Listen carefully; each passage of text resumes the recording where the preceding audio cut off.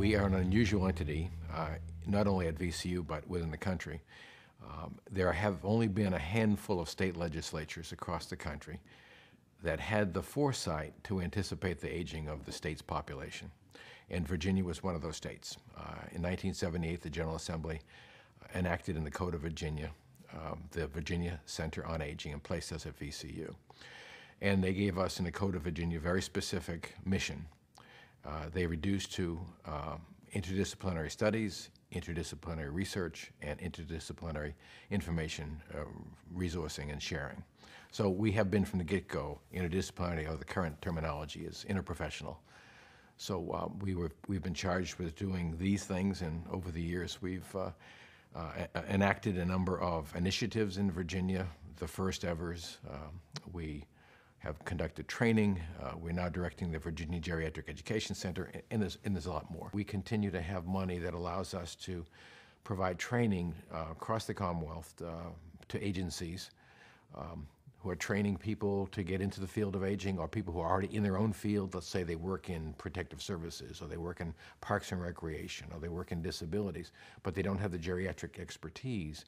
These small grants that they apply for enable them to conduct more training. So in a sense, we're establishing or strengthening a geriatric workforce across Virginia. We maintain an interprofessional training program in geriatrics, and we have students from medicine, pharmacy, nursing, occupational therapy, physical therapy, and social work who go through interprofessional training. We do that.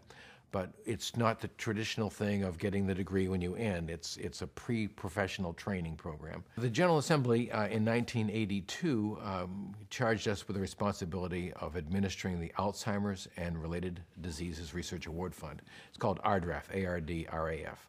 Under this program, we solicit, review, and award small seed grants to Virginia-based researchers so they can look into promising lines of inquiry into the causes, consequences, and treatment of dementing illnesses, not just Alzheimer's, but Pick's disease and Parkinson's and other ailments of that sort. And so we obtain proposals from people who think they're onto something. And we vet these proposals, and we literally have people around the world. Last year we had reviewers in Italy, Spain, and New Zealand who helped us with the digital age. You can send proposals out and people will look at them. And we have proposals go through a vetting process with 3 panels, and on the basis of their scores, they will be awarded small funds. But the funds are what enables the researchers to get the initial findings that convince the big providers like the National Science Foundation or NIA or U.S. Army to fund the research. So we give out grants that over the years since 1982 have averaged only about $21,000. We've given out $2.75 million in 30+ years. But the researchers are so successful with their pilot data that we've enabled them to obtain that they go on to the big guys and they have a 9-to-1 return.